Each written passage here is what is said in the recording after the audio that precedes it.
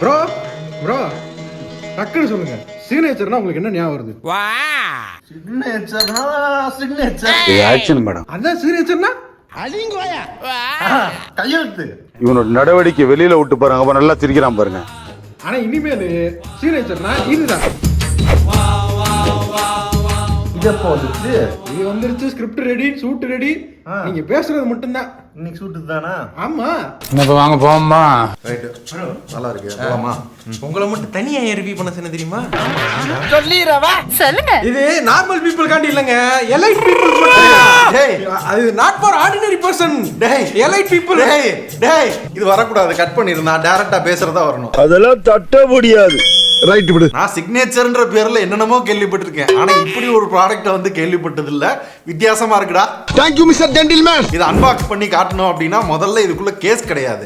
ரெண்டாவது பாத்தீங்க அப்படின்னா சார்ஜர் இருக்கு. உள்ள வந்து மனமா அந்த ஸ்மெல்லு அதெல்லாம் வந்துச்சு. குட் டிவைஸை பொறுத்தவரை என்ன ஏன் எலைட் பீப்புள் அப்படின்னு சொல்றாங்க அப்படின்னு கேட்டீங்க அப்படின்னா, ஃபர்ஸ்ட் ஆஃப் ஆல் செம்ம ஸ்லிம்மான ஒரு டிவைஸ். 6.99 mm தான். வெயிட் வந்து 186 கிராம் தான். ஸோ கையில் எடுக்கையில இது வந்து பயங்கர பிரீமியம்னஸ் வந்து கொடுக்குது. ரெண்டு டெக்ஸ்சர்ல வந்து லான்ச் பண்ணிருக்காங்க. நம்மகிட்ட இருக்குது பிளாக், இன்னொரு கலர் வேற இருக்கு. ஸோ இதுல என்ன மேட்டர் அப்படின்னா எல்லாத்தையுமே அடக்கி ஒரு காம்பாக்டா கொடுத்து வச்சிருக்காங்க. ஒன் ஹேண்ட்ல இருக்கு. ஃபுல் ஸ்கிரீனும் ஒரு நேரோவா பாக்குறதுக்கு ஒன் ஹேண்ட்ல யூஸ் பண்றது கூட சில நேரங்கள்ல நல்லா இருக்கிற மாதிரி ஃபீல் கொடுக்குது. அதனால தான் பாத்தீங்க அப்படின்னா இதை வந்து மோட்டோ சிக்னேச்சரா நாங்க லான்ச் பண்றோம். எங்களோட சிக்னேச்சர் பீஸ் இது அப்படின்ற மாதிரி மீன் பண்றாங்க. ஸோ மித்தபடி டிஸ்பிளே அப்படின்னு எடுத்துக்கிட்டோம் அப்படின்னா OLED 6.8 inch HDR, அந்த கலர், இந்த feature, ultrasonic fingerprint sensor, லோட்லோ ஸ்கிரீன் எல்லாமே கொடுத்துருக்காங்க. ஹைலைட் அப்படின்ற மேட்டர் பார்த்தோம் அப்படின்னா 6200 nit பீக் பிரைட்னஸ் கொடுத்துருக்காங்க 10 பிட் பேனல். அதே மாதிரி Corning Gorilla Glass Victus 2 support இருக்கு. 165 Hz ரெஃப்ரெஷ் ரேட் இருக்கு. எது வேற லெவல். 60000 ரூபாய்க்குள்ள இவ்ளோ கொடுத்துருக்காங்களா அப்படின்னு சொல்லி நான் அப்படியே மிதக்கிற அடேங்கப்பா. இவங்க இந்த 165 Hz இருக்குல்ல அதை 120 மட்டும் தான் யூஸ் பண்ண முடியும். 165 ஒரு சில கேம்ஸ்ல மட்டும் தான் யூஸ் பண்ண முடியும்ன்றாங்க. அதுவும் நாங்க வந்து BGMI, COD அப்படின்னு ஒரு சில கேம்லாம் ட்ரை பண்ணி பார்த்தோம். 120 தொடுதே தவிர 165 எந்த கேமும் தொட மாட்டேங்குது. அது அந்த குறிப்பிட்ட கேம் என்னன்றதை சொல்லவே இல்லை. இவங்க இந்த பேரு கொடுக்கணும் 165 கொடுத்துருக்காங்க தவிர மிச்சப்படி நான் எங்கேயும் பெருசா பார்த்த மாதிரி தெரியல. அதே மாதிரி 6200 nits பீக் பிரைட்னஸ் சொன்னல, அது பீக் பிரைட்னஸ் யூடியூப்ல மட்டும் தான் வரும். நெட்ஃபிளிக்ஸ்ல நகி. ஹை பிரைட்னஸ் மோட் வந்து 2100 nits தான். வெயில்ல யூஸ் பண்ண நல்லா இருக்கு. கிளார் பெருசா அந்த அளவுக்கு தரல. சோ என்ன பொறுத்தவரை டிஸ்பிளே அப்படின்றது நானும் கொடுக்குறேன் ஹை ஸ்பெக்கா பாத்துக்க அப்படின்ற மாதிரி கொடுத்துருக்கேன். பிகாஸ் இதே பட்ஜெட்ல OnePlus 15 எடுத்தோம்னா அதுல 165 இருக்கு. அதை வந்து உங்களால ஃப்ரேம் பூஸ்ட் பண்ணி கேமிங்ல யூஸ் பண்ணிக்கிற முடியும். BGMI ல எடுக்கும். கேமிங்க்கும் பக்காவா இருக்கும். ஈவன் இதே SoC தான். Snapdragon 8 Gen 5 இங்க 2.8 மில்லியன் கிட்ட தான் வரும். அங்க பெருசா ஹீட்டிங் அப்படின்றத பஞ்சாயத்து இல்ல. இங்க இந்த ஹீட்டிங் பஞ்சாயத்து பெஞ்ச்மார்க் போர்டில் இருக்கு. கேமிங்லயோ நார்மல் யூஸ்லயோ பெருசா கிடையாது. ஆனா கேம்னு வரையில 120 FPS ல மட்டும் தான் BGM விளையாட முடியும், COD விளையாட முடியும், எந்த கேமா இருந்தாலும் விளையாட முடியும். அங்க வந்து 165க்கு வந்து புஷ் பண்ணுது. SoC நானே 8 Gen 5 கொடுத்துருக்கேன் பாத்துக்க அப்படின்ற அளவுக்கு தான் இருந்தது. ஆனா எதிர்பார்க்காத ஒரு மேட்டர் என்ன அப்படின்னா போஸோட கொலாபரேட் பண்ணி சவுண்ட் வந்து சூப்பரா பண்ணிருந்தா. Dolby Atmos சப்போர்ட்டோட சூப்பர்பான சவுண்ட் குவாலிட்டி. இந்த ஒரு ஸ்லிம்மான போனுக்குள்ள இருந்தா இவ்வளவு சவுண்ட் வருது அப்படின்ற அளவுக்கு அந்த சவுண்ட் குவாலிட்டி வாஸ் குட். ஆனா டிசைன் வரையில நீங்க வந்து டிசைன் ரொம்ப வந்து யூனிக்கா இருக்கணும் அப்படின்லாம் இல்ல. நீங்க மோட்டோ எட்ஜ் சீரிஸ்ல பாக்குற மாதிரி இருக்கும். அந்த டெக்ஸ்சர், அந்த ஃபீல், இது மட்டும் தான் அந்த பிரீமியம்னஸ் இருக்குமே தவிர அதர் தென் லுக் வந்து எட்ஜ் சீரிஸ்ல பாக்குற மாதிரியே அந்த 4 கேமரா அதே மாதிரி தான் மோட்டோ போன் எப்படி இருக்கும் அது மாதிரி தான் இருக்கு. அது எங்க பிராண்டடா. சத்தியமா சொல்றேன், லாஸ்ட் 2 மோட்டோ வீடியோவும் வந்து கழுவி ஊத்துறேன்னு தயவுசெய்து நினைக்காதீங்க. உண்மையாவே என்ன இருக்கோ அதான் நான் சொல்லிக்கிட்டு இருக்கேன். ஏன்னா இப்ப இந்த SoC வந்து அந்த அளவுக்கு வந்து நீங்க பண்ணல அப்படின்னு எந்த அளவுக்கு வந்து கரெக்டா சொல்றனோ அந்த அளவுக்கு ஸ்டோரேஜ் வந்து சூப்பர். ஏன்னா பேஸ் வேரியன்ட் 12256 60000 ரூபாய். கார்டு ஆஃபர் எல்லாம் போடுவாங்கன்னா ஒரு 52500 அந்த ரேஞ்சுக்கு வாங்கிக்க முடியும். எக்ஸ்ட்ரா ஒரு 5000 ரூபாய் போட்டீங்க அப்படின்னா 16512. இன்னொரு எக்ஸ்ட்ரா ஒரு 5000 ரூபாய் போட்டீங்க அப்படின்னா 16 1TB 70000 ரூபாய்க்கு 1TB ஸ்டோரேஜோட ஒரு போன், அதுவும் மோட்டோல இருந்து அப்படின்றப்ப உண்மையாவே செம்ம.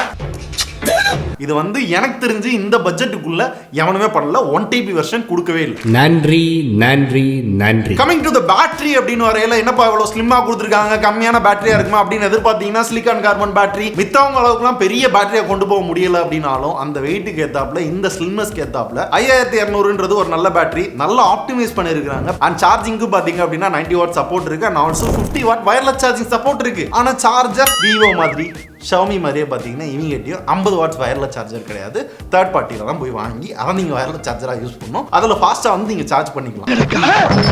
எங்களுக்கு ஓஎஸ்னு வரையில out of the box Android, மோட்டோவோட ஓஎஸ் உங்களுக்கு தெரியும், மோட்டோவோட கெஸ்டஸ் தெரியும், அதே மாதிரி ஏஐ ஃபீச்சர்ஸ் தெரியும். தனியாக சைடில் பார்த்தீங்கன்னா ஏஐக்குன்னு தனி பட்டன் வந்து கொடுத்துருந்துருப்பானுங்க. பட் இதை கஸ்டமைஸ் பண்ண முடியாது. பட் ஹைலைட் என்ன அப்படின்னா, இந்த சாம்சங் மாதிரி ஆப்பிள் மாதிரி பார்த்தீங்க அப்படின்னா டாப் பண்ணிட்டா 7 வருஷம் ஓஎஸ் அப்டேட் வச்சுக்க வாங்கிக்க அப்படின்ற மாதிரி இவனும் பார்த்தீங்க அப்படின்னா இந்த 60,000 ரூபாய் செக்மெண்ட்ல கொடுத்தது குட். பெருசா தேர்ட் பார்ட்டி ஆப்ஸ் வந்து 1-2 இருந்ததே தவிர இந்த ஆட்ஸ் புஷ் நோட்டிஃபிகேஷன் அந்த மாதிரி பார்த்தீங்க அப்படின்னா பெருசா வந்து என்னால் பார்க்க முடியல. ஷேர் வேல்யூ ஸ்டாண்டர்டா மெயின்டைன் பண்றாங்க, நிறைய 5G பேண்ட் இருக்கு, அண்ட் ஆல்சோ அதர் ஃபீச்சர்ஸும் எதுவும் விட்டு கொடுக்காம எல்லாத்தையும் கொடுத்துருக்காங்க. அதுக்குன்னு விட்டு கொடுக்காமனா ஐஆர் பிளாஸ்டர் இருக்கான்னு கேட்காதீங்க, ஐஆர் பிளாஸ்டர் நை அண்ட் பர்டிகுலரா மிச்ச மோட்டோ போன்ல இல்லாம இந்த போன்ல மட்டும் இருக்கிற ஒரு ஆப் என்ன அப்படின்னா மோட்டோ சிக்னேச்சர் இருக்கும். இதுக்குள்ள போயிட்டு நம்ம சைன் அப் பண்ணோம் அப்படின்னா லான்ச் ஆக்சஸ், கால்ஃப் ஆக்சஸ், இந்த மாதிரி நிறைய பிரீமியமா 24/7 ஏஜென்டிக்கா உங்களுக்கு ஒர்க் பண்ணும். எங்கெல்லாம் போறீங்களோ அங்கெல்லாம் உங்களுக்கு வந்து நிறைய வந்து உங்களுக்கு பிரீமியமான பீப்புளுக்கு வந்து நிறைய ஆக்சஸ் கிடைக்கும்னு சொல்றாங்க. நாங்க சைன் அப் பண்ணி பார்த்தோம், அது கூட ஆக மாட்டேங்குது. என்ன கொடுமை சரவணன். அப்படி என்ன கலதைக்கு இந்த ஆப்ன்றது எனக்கு தெரியல. இதை ஃபிக்ஸ் பண்ணணும் மோட்டோ.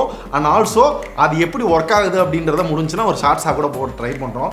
இதுவும் அந்த அளவுக்கு ஸ்பெஷலாக எனக்கு ஒன்றும் தெரியல. ஏன்னா 1+15 வாங்குறப்ப பாண்டிய அதுக்கு வந்து லான்ச் ஆக்சஸ் தனியாக வந்து ஒரு கூப்பன் கோடே கொடுத்தாங்க. அதை நீங்கள் வந்து தாராளமாக யூஸ் பண்ணிக்கலாம் அப்படின்னு சொல்லி ஈஸியாகவே முடிஞ்சிருச்சு. இந்த மாதிரி ஒரு ஆப்புக்குள்ளே போய் நான் லான்ச் ஆக்சஸ் பண்ணோம், கால்ஃப் ஆக்சஸ் பண்ணோம் அப்படின்னு சொல்கிறப்ப இதை வேணுமே திணிக்கிறாங்களோ அப்படின்ற மாதிரி எனக்கு ஒரு ஃபீல் இருக்கு. ஸோ இது இல்லாமல் டேரக்டாக கொடுத்துருந்தாங்கன்னா இன்னும் நல்லா இருந்திருக்கும். அண்ட் ஃபைனலாக கேமரா, நம்ம விவோ X300 ப்ரோவில் பார்த்தோம்ல அந்த சென்சார் இங்கே வந்து மெயின் சென்சாராக வந்து யூஸ் பண்ணியிருக்காங்க.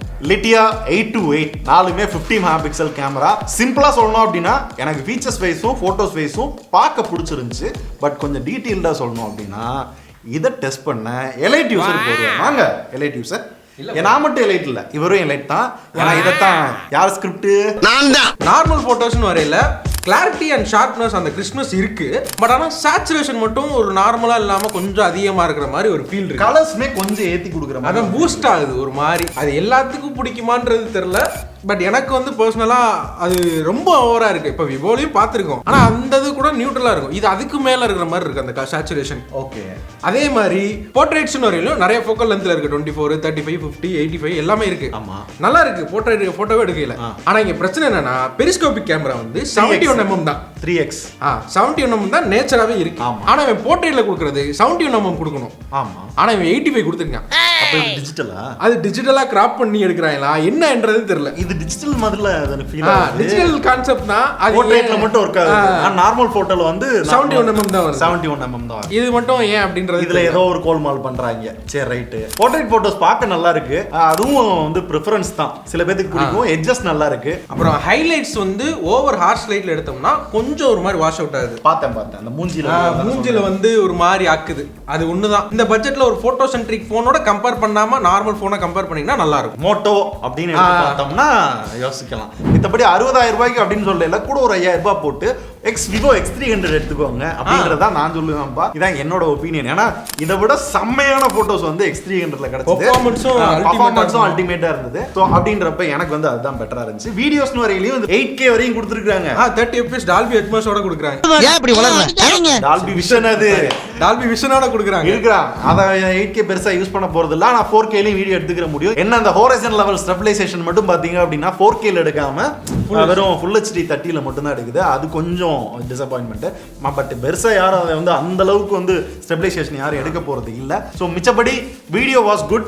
அதுல இருக்க ஆடியோ வந்து அந்த அளவுக்கு சிறப்பாக இல்லை. இந்த வீடியோ பேக் கேமரால 4Kல 60 FPSல எடுத்துட்டு இருக்கோம். ஒரிஜினல் ஆடியோ எப்படி இருக்குன்னு கமெண்ட்ல சொல்லிட்டு போங்க. ஸ்டெபிலைசேஷன் எப்படி இருக்குன்னு பாத்துக்கோங்க. இதுதான் இந்த எலைட் பீப்புள் ஸ்கிரிப்ட்.